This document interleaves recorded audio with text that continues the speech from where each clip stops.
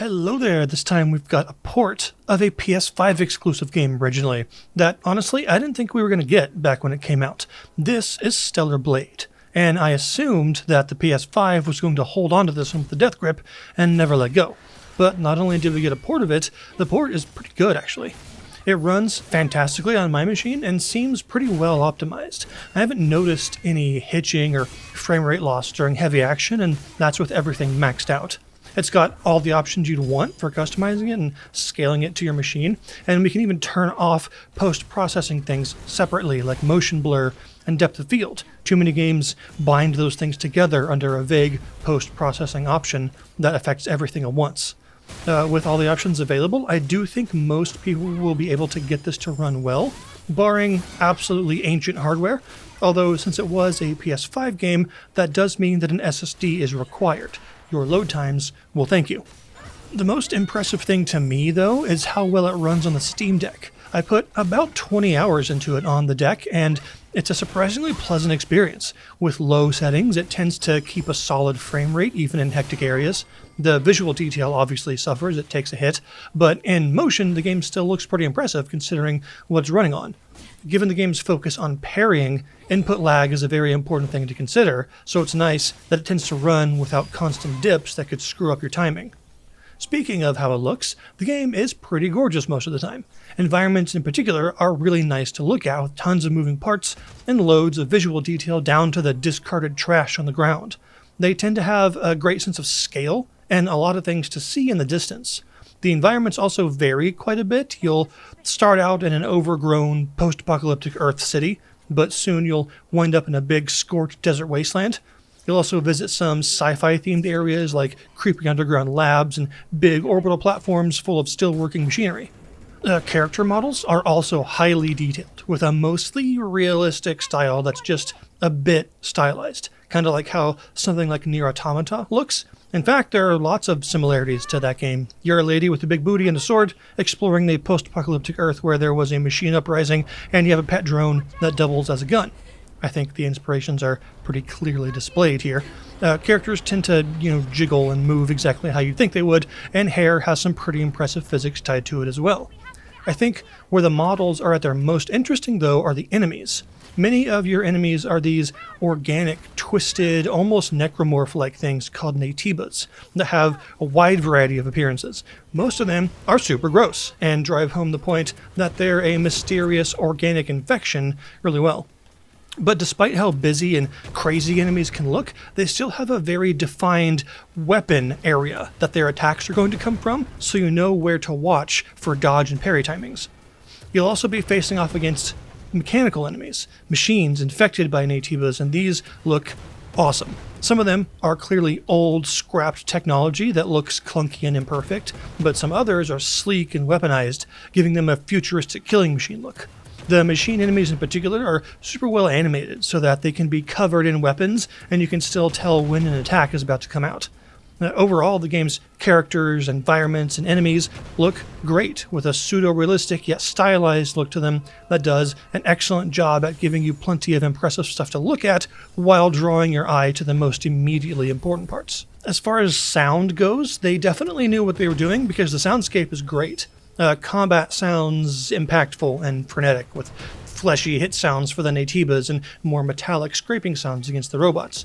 Enemies tend to have callouts that help you identify them when surrounded, and there's also this cool sort of amplitude effect at the edges of the screen when something nasty is winding up a haymaker outside your view. Your various special attacks sound as cool as they look to use, and the burst attacks in particular just sound powerful. The soundtrack is excellent, with plenty of memorable songs of many different vibes. It's very electronic heavy, but there are plenty of other influences depending on the track, from jazz stuff to lo-fi and even some bossa nova. And there are some somber piano pieces and even some metal-inspired stuff for some of the bosses. There's tracks for seemingly every vibe the game wants to give you. The combat and boss tracks are these fast-paced and synth-led pieces with some other instruments filling them out after a minute or so. The town and wasteland have these kind of relaxed but desperate feels that encapsulates the lost and nearly extinct picture of humanity. The soundtrack is one of those that you can pull up on Spotify and spin through whenever, while working, while studying, while playing something calm, and it'll just fit in with whatever you're doing.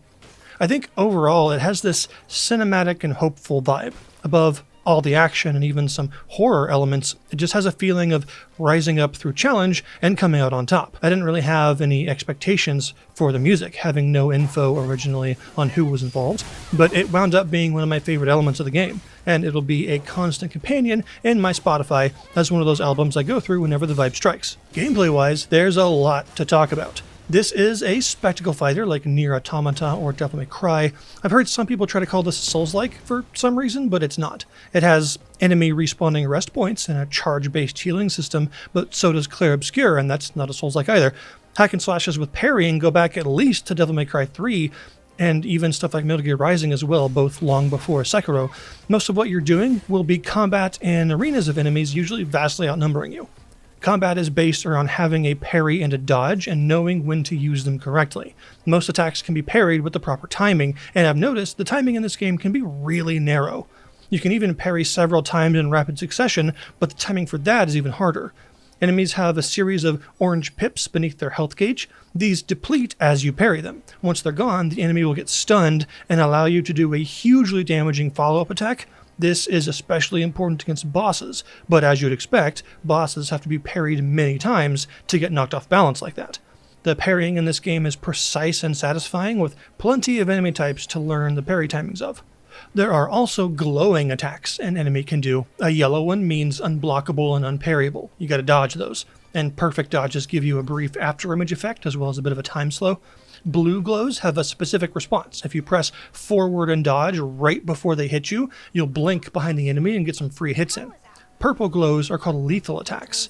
These hurt a lot if they hit you, but you can press back and dodge just before they hit to do a counter kick that stuns an enemy for a bit and exposes a glowing weak point that can be shot for bonus damage. Speaking of shooting, you do have ranged attacks. Your drone can be converted into a cool-looking railgun at any point just by holding the left trigger, and the right trigger becomes a fire button. You have 5 different ammo types and a limited inventory of each one. You switch between them with a radial on the fly. Even the basic slugs do surprisingly high damage, but once you unlock ammo types like the shotgun shells, which obliterate anything close to you, and the stingers, which act as homing missiles that can lock onto multiple targets at once, you'll find lots of utility in your little drone. There's even a powerful chargeable laser that melts basic enemies, although the ammo for that one is very scarce. There are also sections of the game where it suddenly turns survival horror, kinda. You won't be able to use your sword at all, and you'll have to rely on your limited ammo to take out the creepiest set of enemies in the game. There'll be some puzzles in these sections too, and they take place in abandoned underground labs, completing the Resident Evil feel. I actually really enjoyed these sections. The atmosphere is top-notch, and the bosses are actually pretty fun, given they have to be beatable with just your gun. You also have 2 sets of 4 special moves you can use, each of which being very strong. You have the beta moves that use that blue and white beta energy gauge over there, labeled BE. You charge this up simply by hitting enemies and nailing parries, and press one of the 4 face buttons while holding block to throw one out. Each of them does great damage. It has a bit of a different use depending on what you're facing.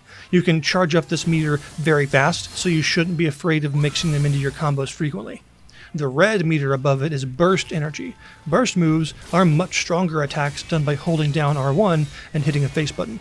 These are flashy and fun to use and can turn an "oh no, I'm surrounded" situation into an instant field of torn up enemies. Their only downside is that burst energy takes longer to charge up, so you can't use them as often.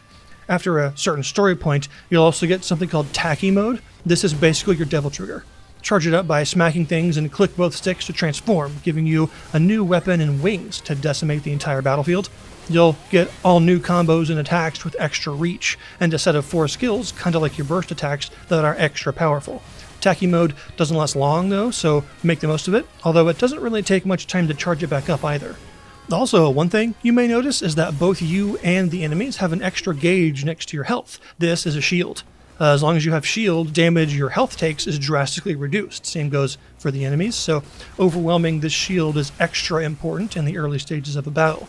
Bosses have a lot of shield, as you'd expect, but when they phase transition, it fully restores it as well. Some of your special attacks are specifically meant to deplete these shields, and the less of the gauge is filled, the less effective the shield is at stopping damage.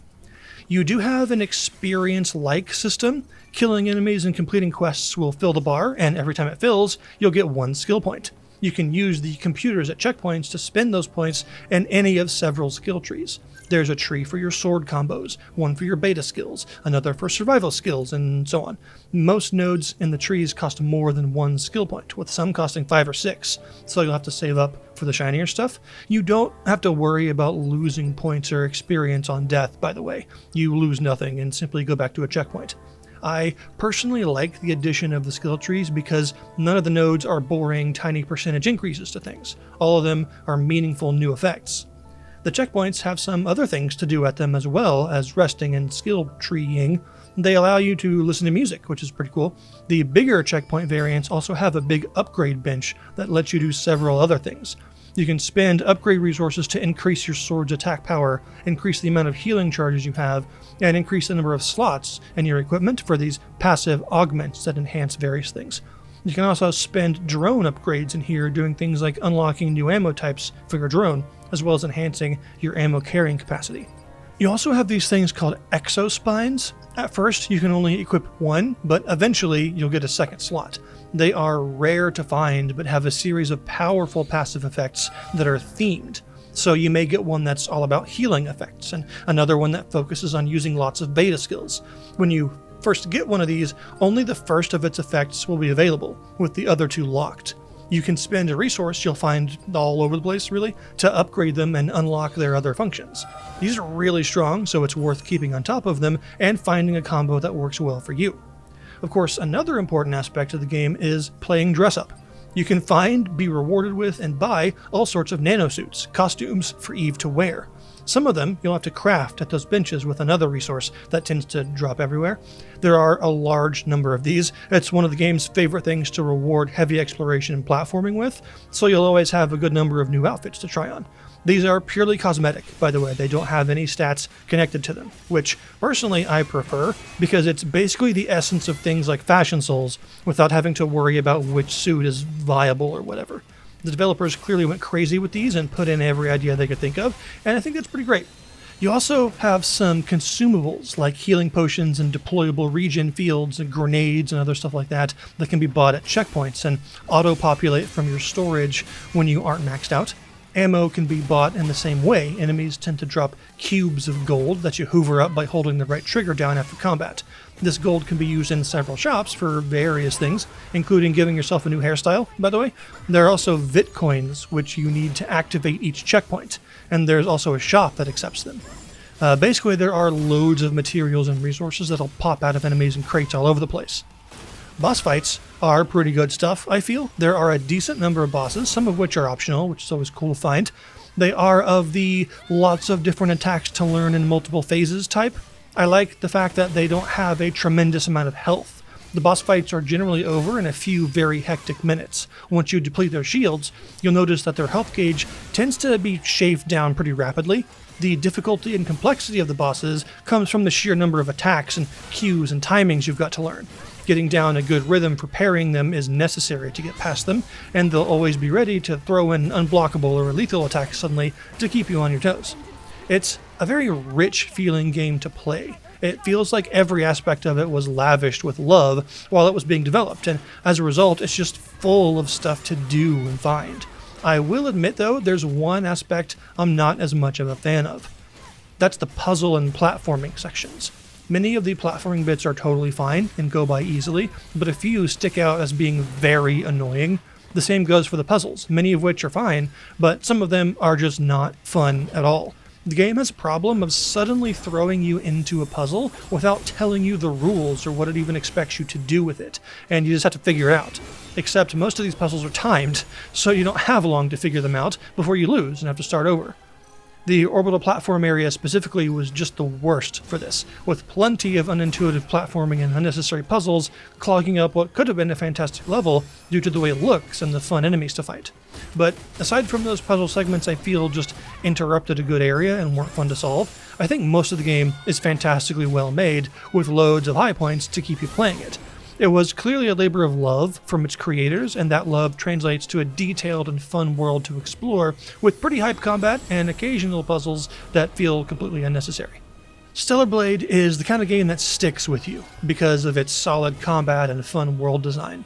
It's one of those games that you return to sometimes just to grab a new costume and redo your favorite area. It's also got a really robust New Game Plus, by the way.